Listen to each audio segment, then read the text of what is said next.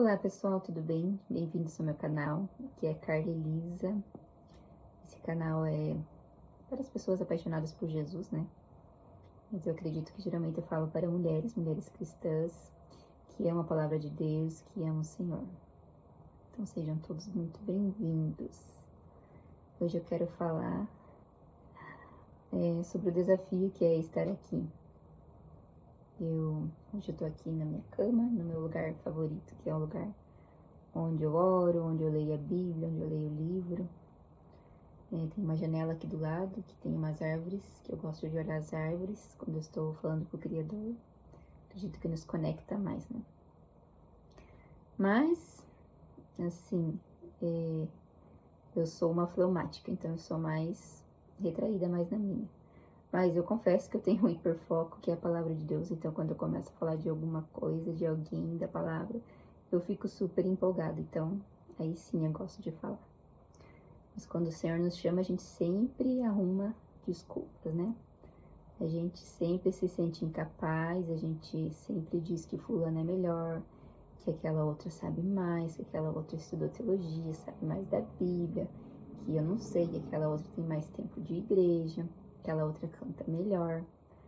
Às vezes a gente coloca até os filhos como desculpa, né? Não, meus filhos são pequenos, eu tenho que cuidar dos meus filhos. Mas a gente precisa se dispor ao Senhor, onde a gente está, com o que a gente tem, esse é o nosso chamado. Então o Senhor sempre vai, de forma bem linda e carinhosa, nos induzindo, né? Nos conduzindo. Eu vejo que Ele vai nos impelindo a fazer a sua vontade. A gente ora para que a vontade dele seja feita, mas quando Ele nos pede algo, a gente vacila, né? E aí estava lendo Lucas, capítulo 14, versículo 17, que vai falar da parábola da grande ceia. E aí o Senhor mandou que viessem os convidados para o banquete do reino de Deus. Então no 14, 17 diz assim: a hora da ceia, enviou o seu servo para avisar os convidados: venham, porque tudo já está preparado. Mas todos eles, um por um, começaram a apresentar desculpas. E aí, coloquei ao ladinho a pergunta: quantas desculpas apresentamos ao Senhor? Essa Bíblia grandona que eu estou usando esse ano, só que ela é muito grande, tive que comprar uma menor, porque para carregar é mais difícil.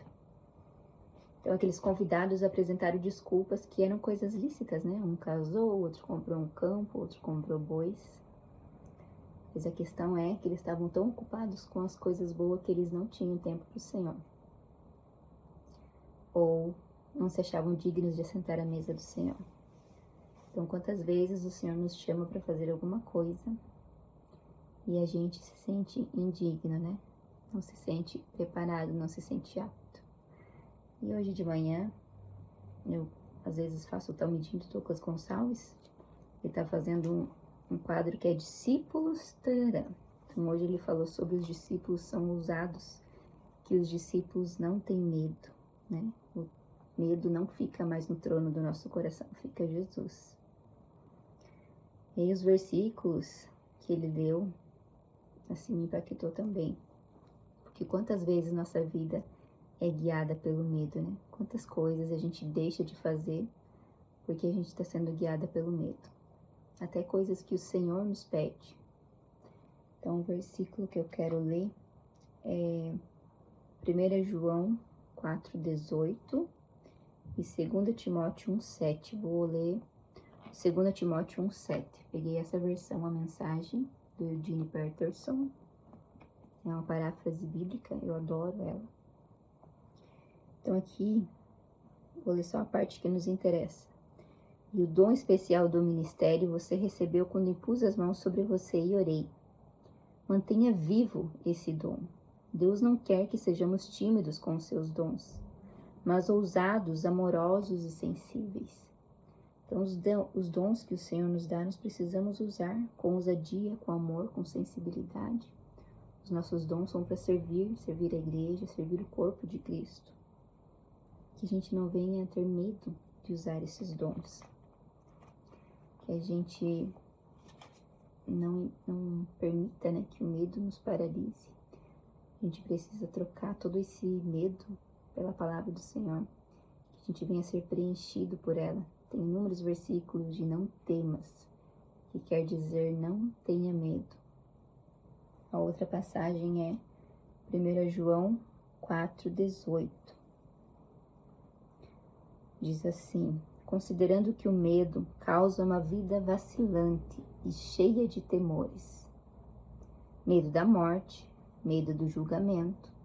Então, muitas vezes eu não apareço aqui porque eu tenho medo de ser julgada, porque eu vou falar alguma coisa que talvez não seja certa, né? Eu não sou uma teóloga e a gente pode falar alguma coisa errada. E aí as pessoas vão dizer, não, ela tá falando errado, olha só o tipo que ela tá falando. Talvez seja medo do julgamento. Talvez você não vai ministrar na igreja porque você tem medo de ser julgada, medo de passar vergonha. Podemos dizer que quem tem medo não está completamente aperfeiçoado no amor. O verdadeiro amor, ele lança fora todo medo.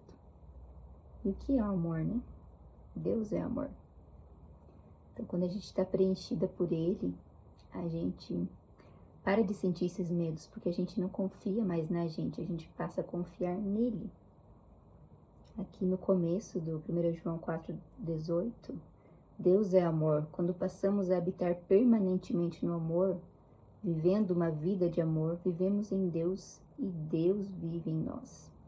Assim o amor tem o controle da casa, fica à vontade e amadurece em nós. E não temos mais preocupação com o dia do juízo. Nossa situação no mundo é idêntica à de Cristo. No amor não há espaço para o medo. O amor amadurecido expulsa o medo. Então, que venhamos meditar. Será que estamos sendo governadas pelo medo ou por Deus? Será que o medo tem nos impedido de fazer aquilo que Deus quer que façamos? Às vezes, não é nem pelo medo. A gente até começa a ler mais a palavra e se preencher pela palavra. Mas de repente a gente se sente intimidado. E aí é outra arma que Satanás usa, né? Para nos desencorajar. É a intimidação. Neemias, quando estava reconstruindo os muros de Jerusalém, se levantaram 2 inimigos, Sanbalat e Tobias. Eles começaram a caçoar, a zombar, tentaram distrair Neemias para que ele não construísse, não terminasse aquela obra. Zombaram dele. E por isso que a gente tem que cuidar muito com a nossa mente. Porque ela pode ser no campo de batalha. E é ali que Satanás vai tentar nos intimidar. Ele sabe já que nós somos em Cristo. Ele já sabe que nós sabemos da nossa identidade. Mas ele tenta atacar. Ele vai tentar vacilar nossa fé. E aí precisamos nos posicionar.